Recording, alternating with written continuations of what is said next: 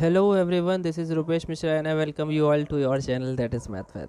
तो मिल गए हैं हम आज फिर अपने नए वीडियो में। लीनियर अलजेब्रा स्टार्ट था, उसके लगभग 3 वीडियो हो गए थे और ये चौथा वीडियो आने वाला है। और आई थिंक ये वीडियो थोड़ा सा आपकी चैप्टर को आज ख़त्म कर देने वाला है। Chapter number 1 will be finished I think.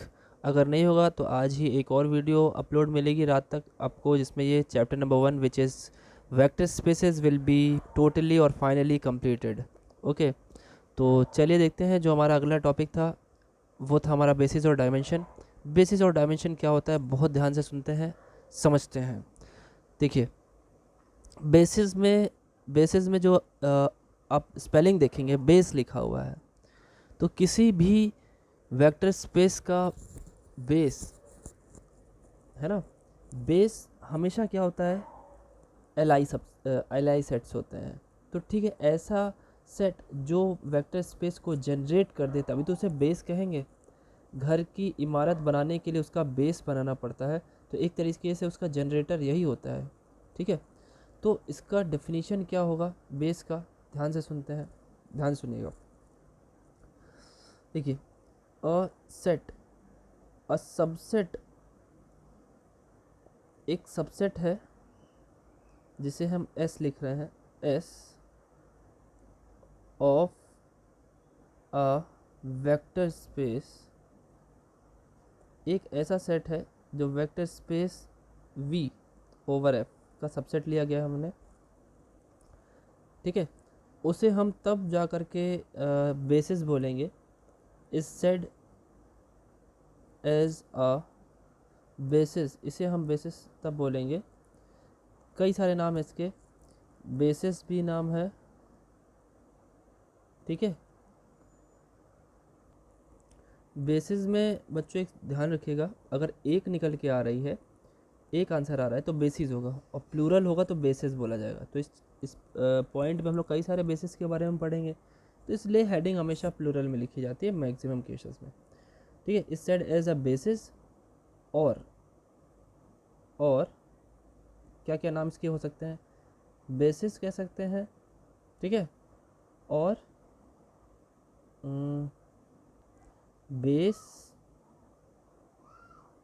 Of a coordinate system, या आप इसे कह सकते हो और अ कोऑर्डिनेट सिस्टम, और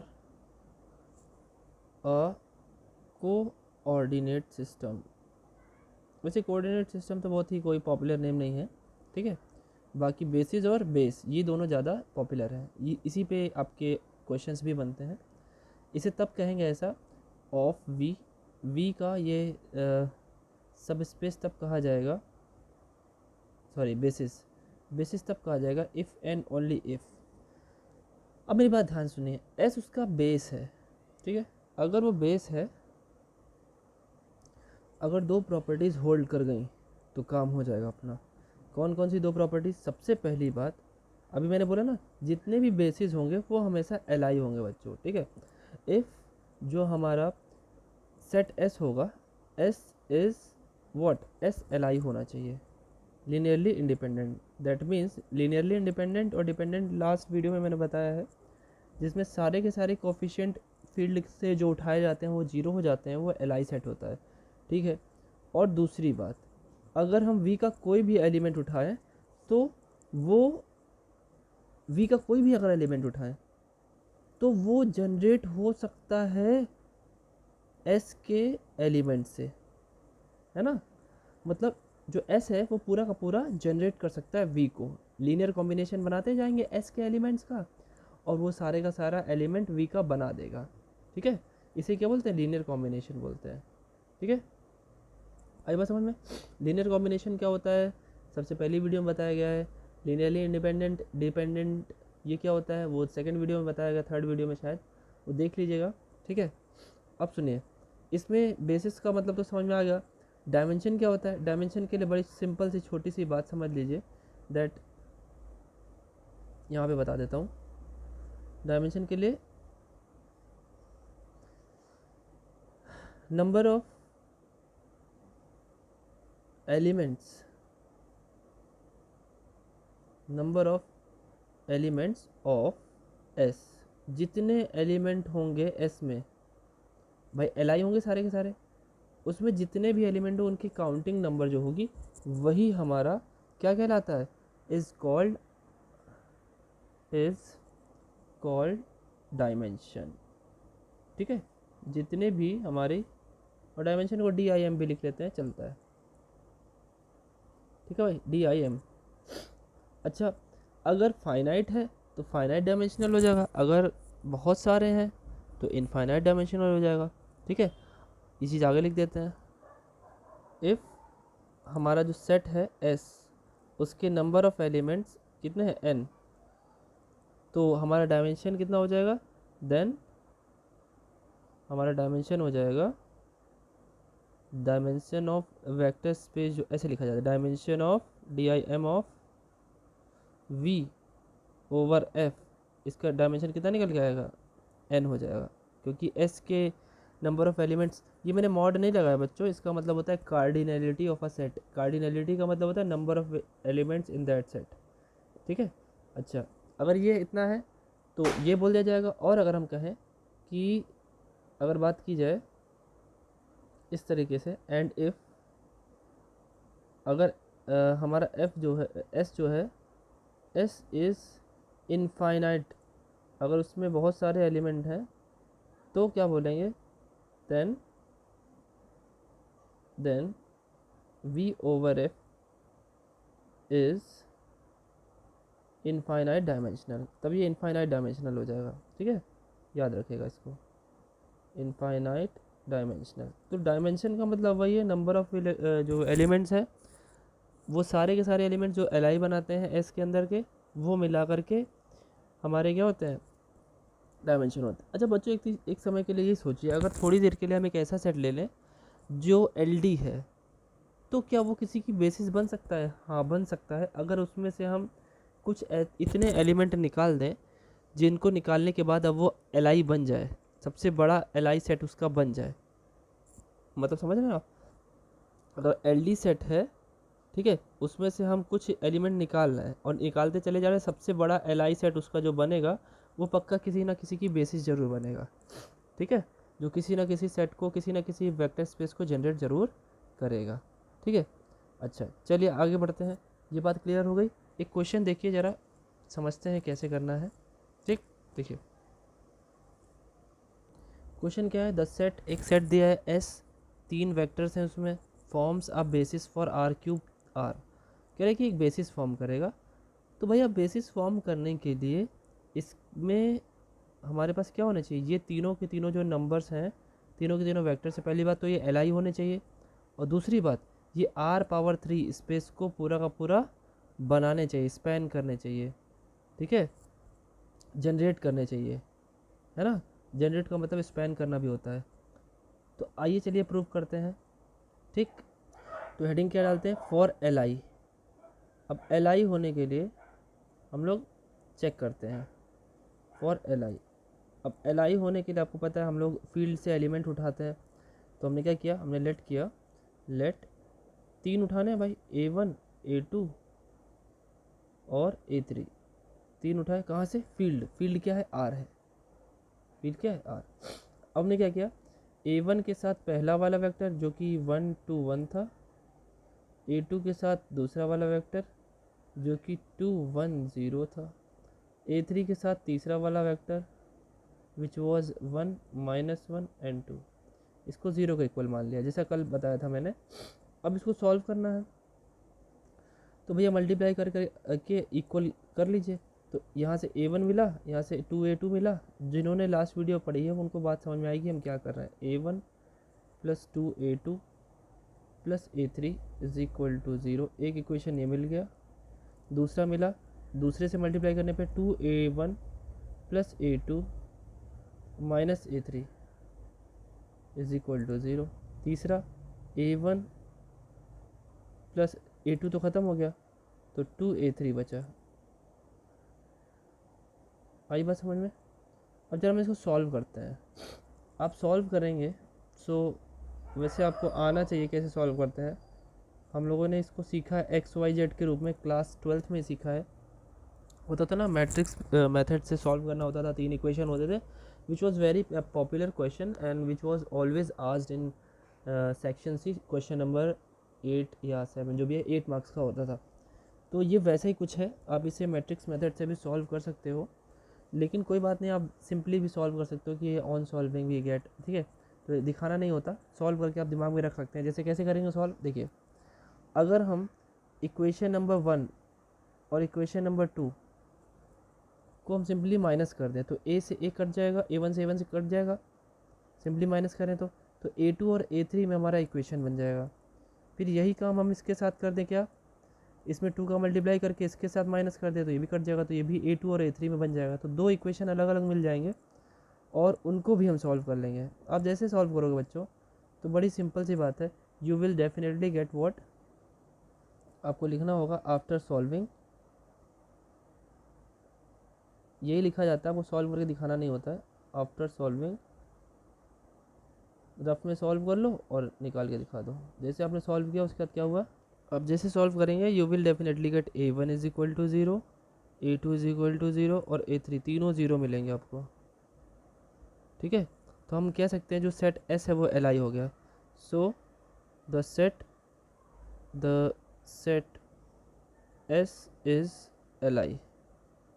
Li तो हो गया, लेकिन Li तो हो गया, अब ये पूरा का पूरा उसे स्पैन भी तो करना चाहिए। ये जो सेट है जिसमें 3 वेक्टर है, एस सेट की जिसकी बात कर रहे हैं हम, ये जो एस सेट है हमारा, ये वाला, ये पूरी तरीके से इसको जनरेट करना चाहिए। तो बच्चों एक बड़ी अच्छी आपको बात बताएं कैसे पता चलता है, अगर ये तीनों वेक्टर एक दूसरे के लीनियर कॉम्बिनेशन ना हो, मतलब एकदम स्वतंत्र हो, है ना, तो बात ये निकल के आती है, अगर इसकी इस सेट की डायमेंशन अगर 3 आ जाए इस सेट की, तो ये जो सामने आपके लिखा है इसकी डायमेंशन भी 3 है ना, और इसकी डायमेंशन भी कितनी आ जाए, 3 आ जाए, है ना।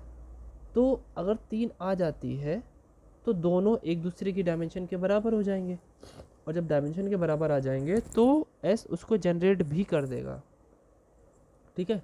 आइए देखते हैं कैसे ये किया जाएगा। तो चलिए देखते हैं क्या मतलब निकलता है, कैसे करेंगे, ठीक है।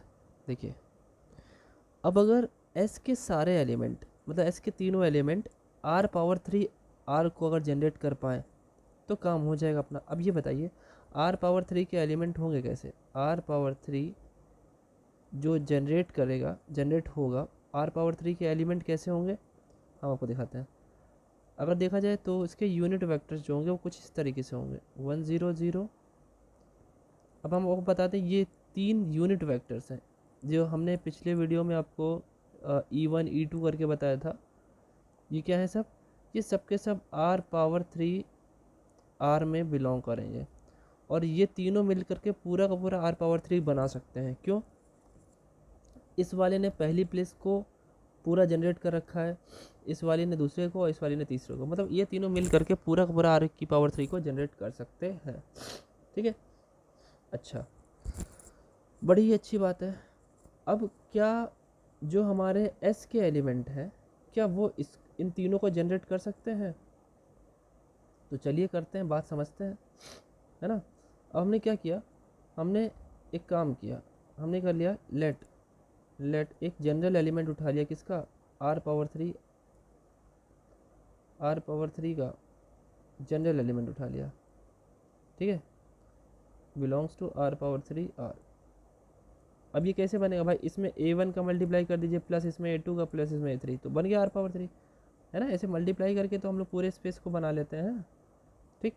अच्छा, अब बात को समझिए थोड़ा सा ध्यान से, अगर S के सारे एलिमेंट इसके इन्हीं तीनों एलिमेंट को अगर जनरेट कर पाए, अगर आंसर सही आए, तो हमारा ये स्पैन भी कर देगा। तो चलिए करते हैं, पहले वाले को करते हैं। लेट तो लिखा ही, क्या वाला लिखेंगे, हमने क्या किया, 1 0 0 के इक्वल में, 1 0 0 के इक्वल में हमने उसके 3 एलिमेंट जो थे हमारे एस वाले था, पहला 1 2 1 था, दूसरा क्या था, दूसरा था आपका 2 1 0, और तीसरा जो था विच वॉज 1 -1 2, ठीक। अब ये लीनियर कॉम्बिनेशन है दूसरे का, तो किसी का मल्टीप्लाई कर लो आप, ठीक है। मल्टीप्लाई कर लेते हैं हम लोग, कुछ लाइक x1 x2 x3 कर लो, ठीक है। अब x1 x2 x3 कहाँ के हैं, वो फील्ड के एलिमेंट्स हैं, ठीक है, आर के। अब अगर यहाँ से हमारी x1 x2 और x3 की वैल्यू निकल के आ पाती है, अगर निकलती है तो सही है, इसका मतलब ये लीनियर कॉम्बिनेशन बनाएगा। देखिए हमने क्या बोला था कि जो ये s के एलिमेंट हैं वो जनरेट करेंगे अगर r क्यूब के एलिमेंट को, तो हमारा लीनियर स्पैन भी हो जाएगा। तो देख लेते हैं, अगर ऐसा तभी संभव है जब x1 x2 और x3 की कोई एक रियल वैल्यू आए, फील्ड वाली वैल्यू, तो ठीक है। चलिए जैसे सॉल्व करते हैं वैसे करते हैं। देखिए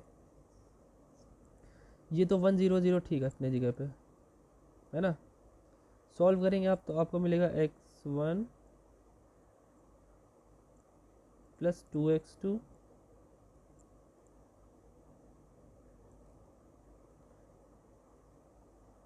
है ना, plus x3 comma 2x1 plus x2 minus x3 comma x2 और प्लस 2x, नहीं x2 नहीं, x1 प्लस 2x3 होगा, क्योंकि x2 वाला ज़ीरो हो जा रहा है ना, देखिए ये वाला ज़ीरो हो जा रहा है ना, प्लस 2x3। और जैसे आप इसको कंपेयर करेंगे तो आपके सामने क्या क्या चीज़ें मिल रही हैं, आपको मिलेगा x1 plus 2x2 plus x3, पहले वाले के सामने 1 आ गया, दूसरे वाले के सामने 0 और तीसरे वाले के सामने भी 0 आ गया, है ना। ये पहला हो गया, एंड दूसरा वाला क्या है, 2x1 plus x2 minus x3 is equal to 0, और तीसरा क्या आया, x1 plus 2x3 is equal to 0, ठीक है, ओके। ये तीनों इक्वेशन हो गई। अब इन तीनों इक्वेशन को अपने को सॉल्व करना है, ठीक है। अगर हम सॉल्व कर लेंगे तो हमारा काम हो जाएगा। चलिए सॉल्व करते हैं, ठीक। ऑन सॉल्व, भाई सॉल्व करना आप सभी को आता है, ठीक है। पहले एक वेरिएबल को हम लोग एलिमिनेट करते हैं, फिर दूसरे को, फिर तीसरे को, ऐसे करते हैं ना, तो ऐसे में हमको पता चल जाता है कि क्या होगा, नहीं, ठीक। अब जैसे सॉल्व करेंगे तो x1 की वैल्यू, x2 की वैल्यू आपको सॉल्व करना है और मुझे टेलीग्राम पे सेंड कर देना है। जितने लोगों ने टेलीग्राम ज्वाइन नहीं किया, जो लोग नए इस चैनल पे आए हैं, वो लोग ज़रूर ही टेलीग्राम ज्वाइन कर लें। वहाँ पे आप डायरेक्टली मुझसे क्वेश्चन पूछ सकते हैं, ठीक है। और वहाँ पे जैसे मुझे टाइम मिलता है मैं आपको आंसर कर देता हूँ, ठीक है। तो x1 x2 और x3 की वैल्यूज़ आ गई हैं, ठीक है। आप सॉल्व कर लीजिएगा, -2/9, 5/9 एंड 1/9, ठीक है। आप सॉल्व कर लीजिएगा, मैं तो आंसर लिख दिया मैंने, ठीक है। अब ये तीनों वैल्यूज़ क्या बिलोंग करती हैं रियल नंबर में, बिल्कुल करती हैं, तो इसने तो जनरेट तो कर ही दिया, है ना। अब इन द सेम वे अगर सिमिलरली हम बात करें, यही चीज़ सिमिलरली आप क्या करोगे, फिर 0 1 0 को लोगे, जैसे उसको लिया ना वैसे 0 1 0 को भी लिखेंगे, वहाँ से भी x1 x2 x3 निकालेंगे, वो भी निकल के आएगा, और 0 0 1 को भी लेंगे। मतलब ये तीन काम करने हैं, अगर ये आएगा तो लॉन्ग आंसर में आएगा, ठीक है। और जब तीनों के तीनों आप आ रहे हैं, सबके सब बिलोंग कर रहे हैं आर में, हेंस क्या होगा, तो हम लिखेंगे हेंस, हेंस जो हमारा वेक्टर स्पेस है वो जनरेटेड या फिर spend by L of S हो गया, और एल आई तो हो गया, तो अब क्या लिखेंगे, S is the basis of V over F. बात समझ में आई, ये इतना बड़ा काम करना रहता है इसमें। आगे बढ़ा जाए, चलिए। अब आपको एक बात और बताएं, ये जो हम लोगों ने यहाँ पे लिखी थी 1 0 0 0 1 0 0 0 1, ये भी बेसिस थी एक, ये भी क्या थी, एक बेसिस थी। तो देखिए आपको एक बात बताते हैं, एक नोट लिख लीजिए बहुत ही अच्छा MCQ के लिए।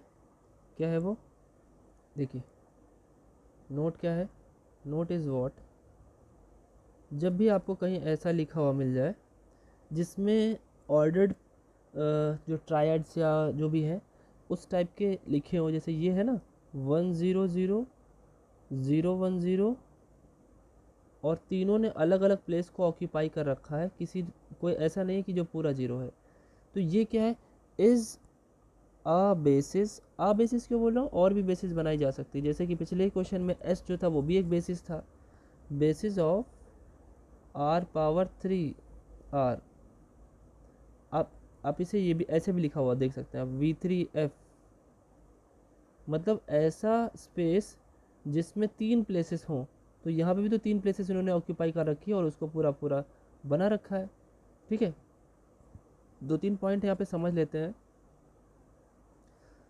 और क्या समझना हमको, ध्यान से देखिएगा। अगर अब आपके सामने हम ये लिख दें बच्चों कि एक सेट है जिसमें 10 और 01 है, तो आप समझ पा रहे हैं ये ऑर्डर्ड पेयर वाला है। ठीक है, तो ये क्या होगा, इज़ ये LI भी होगा एंड ये बेसिस भी होगा किसका, अब आप समझ गए होंगे, basis of r⁻², of r। ये सब MCQ के पॉइंट हैं सब। ठीक है भाई, ये भी क्लियर हो गया।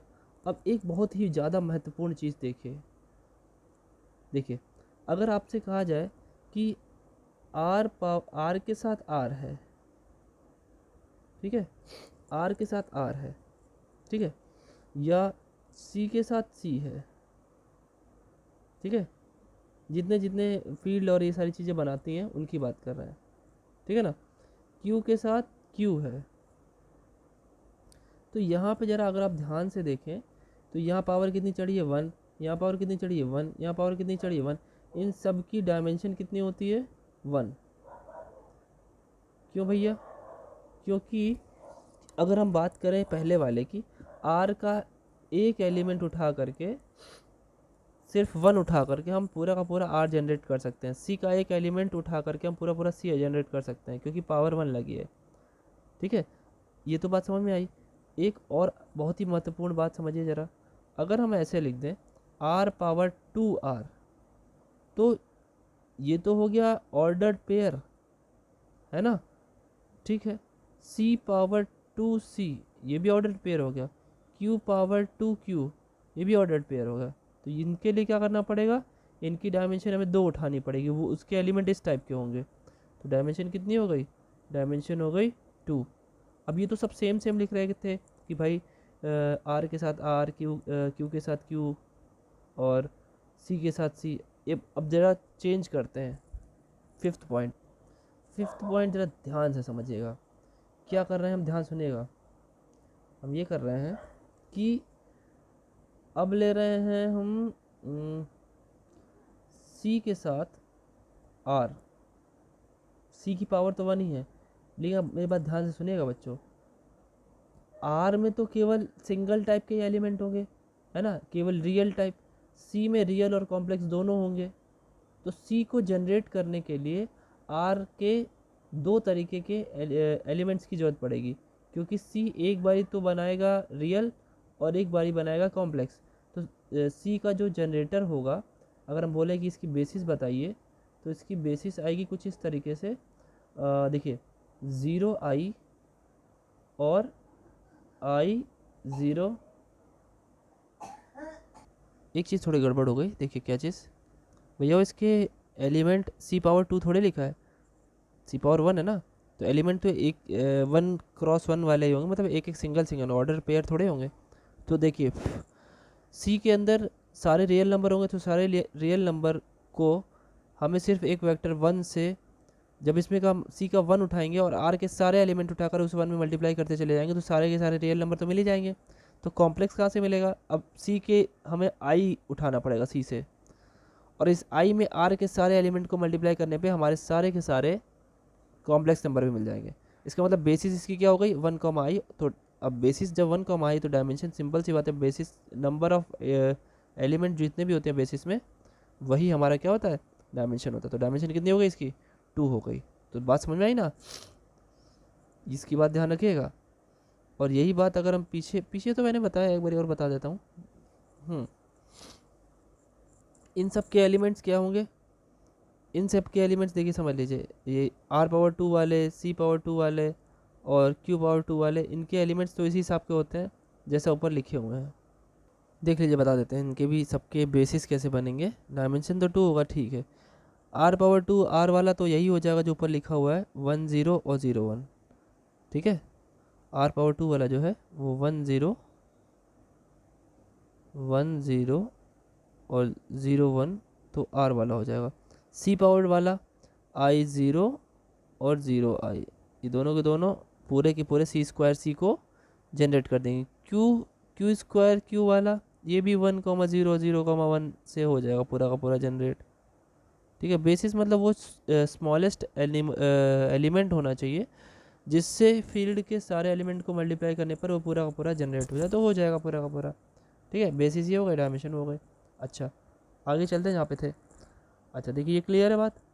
अब इसी में अगर सी की पावर 2 कर दें हम, ऐसे सी की पावर 2, तो जो इससे पहले लिखा था आप समझिएगा वो कैसे जनरेट होगा। बड़ी ही सिंपल सी बात है, इसकी बेसिस जो बी होगी, अब सी स्क्वायर के अंदर ऑर्डर्ड पेयर वाले रियल भी होंगे और इमेजिनरी भी होंगे, तो ऑर्डर्ड पेयर वाले रियल जो होंगे उन्हें हम 1 0 और 0 1 से बना सकते हैं सारे के सारे, और जो इमेजिनरी वाले होंगे आई 0 और 0 आई से बना देंगे। और जो जो रियल और इमेजिनरी मिलाकर यानी ए प्लस बी आई टाइप जो होगा वो आपस में ये लोग बना लेंगे। तो यहाँ पे डायमेंशन कितनी हो गई, यहाँ पे डायमेंशन हो गई 4, क्योंकि चारों में से कोई भी एक दूसरे का लीनियर कॉम्बिनेशन नहीं है। आप देख लीजिए यहाँ पे there is no one which is linear combination of the other, क्योंकि अगर ऐसा होता तो पिछले वीडियो में हम लोगों ने थ्योरम पढ़ी है कि अगर कोई भी एक वेक्टर दूसरे वेक्टर्स का लीनियर कॉम्बिनेशन होता है तो वो सेट एल आई ना होकर के एल डी होता है। तो यहाँ पे तो एल आई है ना, बात समझ में आई, ठीक है। और इसके अलावा जो सेम की पावर 2 वाले हैं जितने भी हैं वो तो फिलहाल बता ही दिएगा ना पीछे में। अच्छा ठीक है, यहाँ पे क्लियर है ये बात।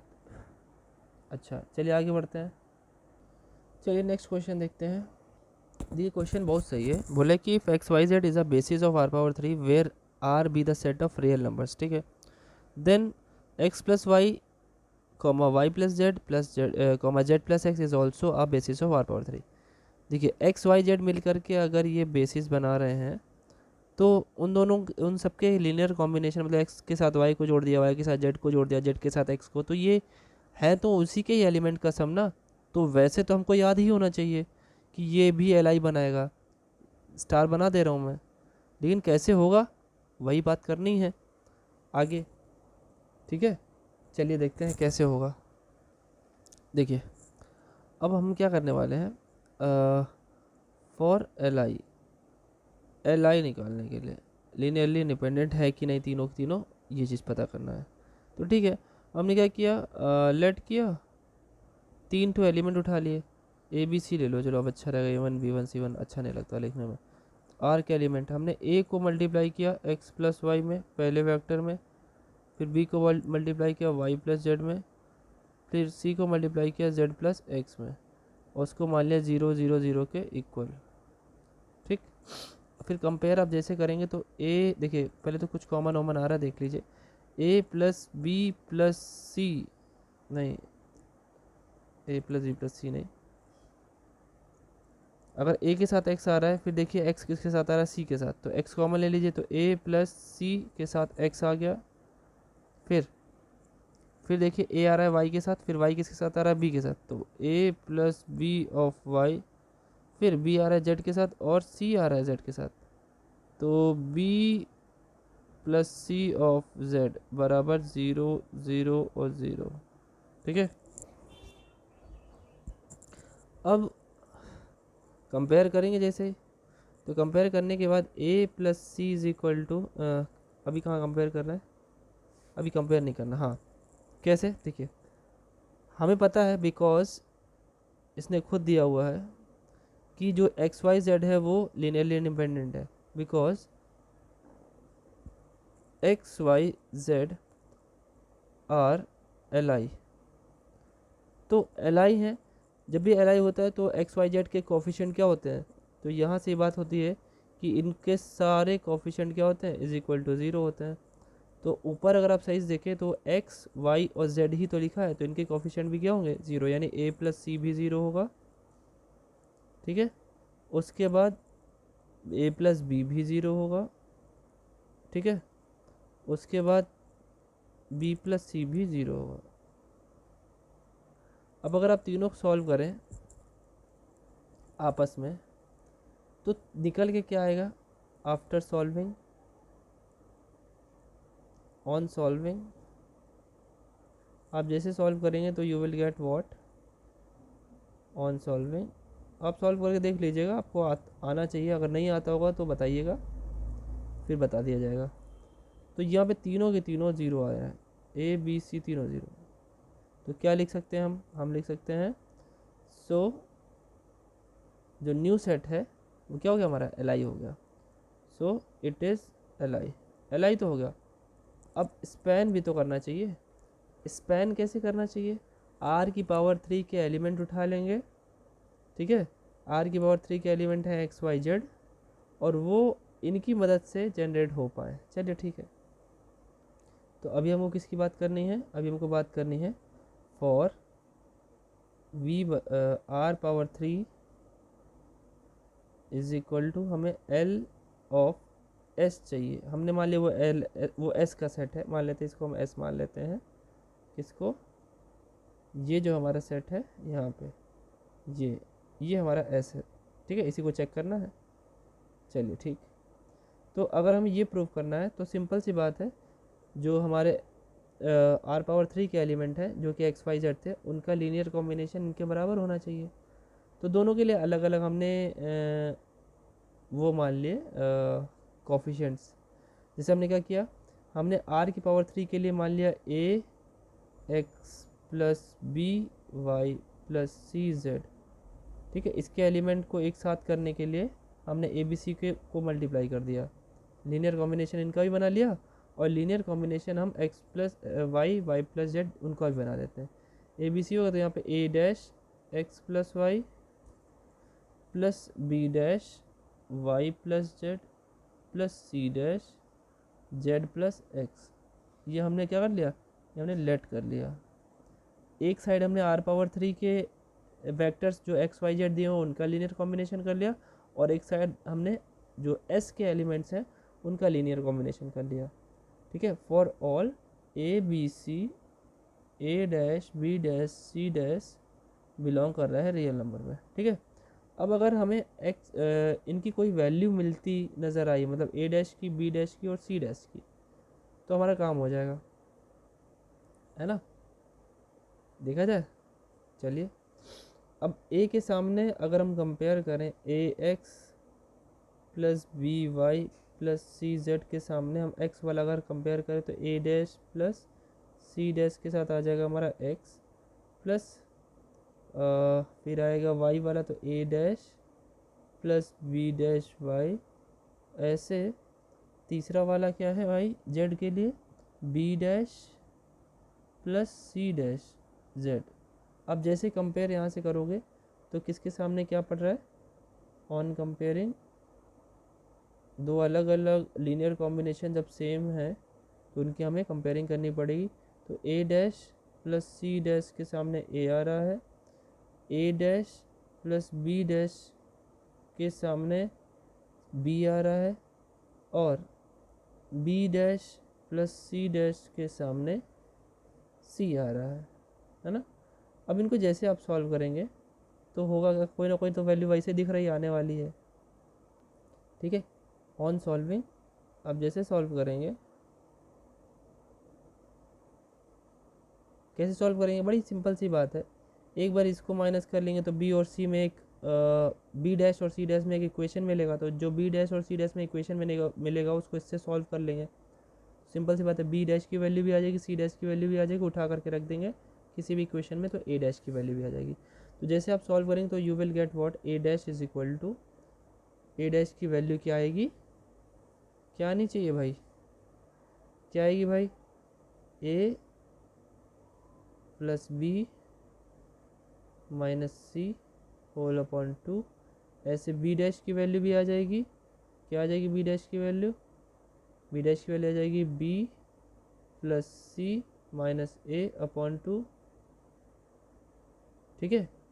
और ऐसे आ जाएगी सी डैश की वैल्यू जो कि क्या आएगी, C plus A minus B upon 2।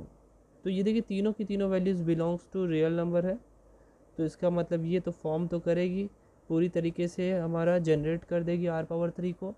तो hence these sets are L I, X plus Y plus Z और जेड प्लस एक्स। देखिए लॉन्ग में तो इतने सारे क्वेश्चन तो आने नहीं हैं, तो हमने तो ये तो इसकी ट्रिक तो पहले ही समझा दी आपको ना, कि भले ही ये एक्स वाई जेड जो भी था हमारा, ये तीनों के तीनों वेक्टर्स अलग अलग दिख रहे हैं, लेकिन बने तो एक्स और वाई से ही है, और एक्स वाई और तीन ही वेक्टर यहाँ भी हैं, तीन ही वेक्टर यहाँ भी है। तो जब तीन ही वेक्टर वहाँ भी है, तीन ही वेक्टर यहाँ पे है, तो कोई नया चौथा वेक्टर तो बनाया नहीं हमने। जब चौथा वेक्टर नहीं बनाया, बनाया है एल आई वाले वेक्टर से ही, तो जो बनेगा वो भी एल आई ही होगा। एल आई होगा यानी बेसिस होगा, और डायमेंशन उसकी कितनी होगी, उसकी भी 3 होगी। तो बात समझ में आ रही होगी। चलिए आगे बढ़ते हैं। देखिए बहुत ही अच्छा क्वेश्चन है, एक थोड़ा डिफरेंट टाइप है। बोला है कि एक सेट है एस जिसमें ये 4 एलिमेंट्स हैं, 4 वेक्टर्स हैं, स्पैन करता है r⁻3 को, मतलब जनरेट तो कर देगा, मतलब इसकी भी डायमेंशन जो आएगी वो तो 3 ही आएगी, लेकिन ये बेसिस नहीं होगा। तो डायमेंशन तो 3 आ जाएगी, तो बेसिस नहीं होगा, इसका मतलब क्या है, क्या मैच नहीं करेगा, ये एल आई नहीं होगा। तो ठीक है, कोई बात नहीं है, जनरेट तो करेगा। हमने क्या बोला था, एल डी तभी किसी सेट को कहते हैं जब उसको कम करने पर, काट पीट करने पर एल आई बन जाए। तो एल आई तो बन सकता है काटने पे, लेकिन अभी तो एल आई नहीं होगा, लेकिन जनरेट जरूर कर देगा, क्योंकि r⁻3 के लिए हमें सिर्फ थ्री एलिमेंट्स चाहिए होते हैं, यहाँ पे तो 4 दे रखे हैं। आप सही से देखें तो ये वाला जो है, ये या फिर कोई ना कोई एक वेक्टर जो होगा वो बाकी के तीनों का लीनियर कॉम्बिनेशन बन जाएगा, इसीलिए एल डी हो जाएगा। तो चेक करते हैं पहले एल आई के लिए, है ना। तो सबसे पहले एल आई के लिए चेक करते हैं। तो हेडिंग वेडिंग अब अपना समझ जाएगा, वैसे मैं डाल दे रहा हूँ। फॉर एल आई हमने क्या लिया, 4 वेक्टर लेने, 4 स्केलर लेने पड़ेंगे। हमने लेट किया ए बी सी और डी बिलोंग्स टू आर। अब इनको सब में मल्टीप्लाई कर रहे हैं, ए के साथ 1 0 0, बी के साथ 1 1 0, सी के साथ 1 1 1। अभी जो ये तरीका है बच्चों, आगे इसका शॉर्ट ट्रिक भी बताना है मुझे कि कैसे करना होता है, आपको बार बार इक्वेशन सॉल्व नहीं करनी पड़ेगी, तो बताया जाएगा आगे। अभी तो लॉन्ग तरीका सीख लीजिए, ठीक है। तो जैसे आप इसे कंपेयर करोगे तो you will get what, A plus B plus C is equal to 0, ठीक है। उसके बाद क्या मिलेगा, ए तो हट जाएगा, बी बचेगा, B plus C plus D is equal to 0। उसके बाद आ जाइए, फिर आएगा सीधे सीधे सी मिलेगा इज इक्वल टू 0।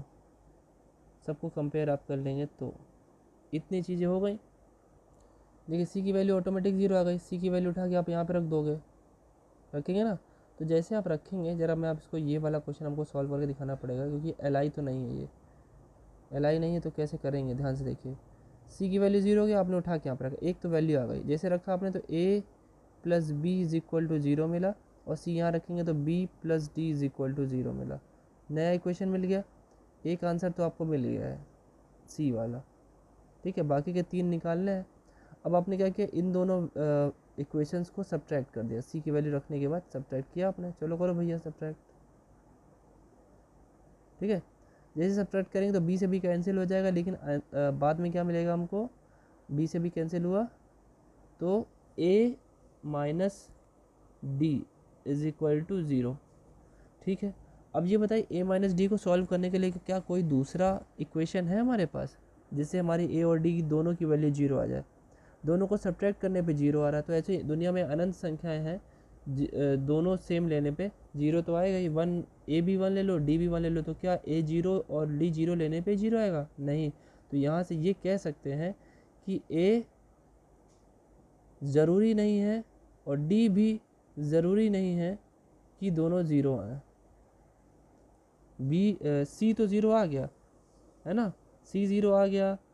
अब बी के बारे में भी कुछ नहीं कह सकते, तो यानी क्या हो गया, एल डी हो गया। जब सारे 0 आते हैं तो एल आई होता है, ऐसे क्या होगा, एल डी हो जाएगा, ठीक है। क्या मिल गया, एल डी हो गया। अब एल डी हो गया तो भाई सिंपल सी बात है, बेसिस तो नहीं होगा, क्योंकि बेसिस में दोनों चीज़ होनी चाहिए, एल आई और एल एस। एल एस मतलब लीनियर स्पैन, और स्पैन ये कैसे कर रहा है, देखो स्पेन तो कर रहा है, कैसे स्पेन कर रहा है जब दिखाते हैं आपको। अब r⁻3 का एक एलिमेंट ले लेते हैं स्पेन करने के लिए। क्या ले लिया, ABC टाइप ले लिया, बिलोंग्स टू r⁻3, और इसको हम स्पेन करने जा रहे हैं उन्हीं वेक्टर्स की मदद से। तो उन वेक्टर्स में भी हमें कोई कुछ मल्टीप्लाई करना पड़ जाएगा, है ना। तो मल्टीप्लाई कर लेते हैं, मान लेते हैं x1 ले लीजिए 1 0 0 में, ठीक है। फिर x2 ले लीजिए 1 1 0 में, 1 1 0 में। फिर x3 ले लीजिए 1 1 1 में, और फिर x4 ले लीजिए, किस में था, क्या था x4 के साथ, 0 1 0, हाँ 0 1 0। अब इसे कंपेयर करेंगे वैसे ही सेम जैसे पिछले वाले क्वेश्चन में था। इक्वेशन निकल के आएगी क्या, a is equal to x1 plus x2 plus x3, एक इक्वेशन में ये मिली। फिर b इज इक्वल टू क्या मिलेगा, x2 plus x3 plus x4, और c इज इक्वल टू क्या मिलेगा, c वाले में तो भैया x1 0 हो गया, x2 0 हो गया, केवल x3 मिलेगा।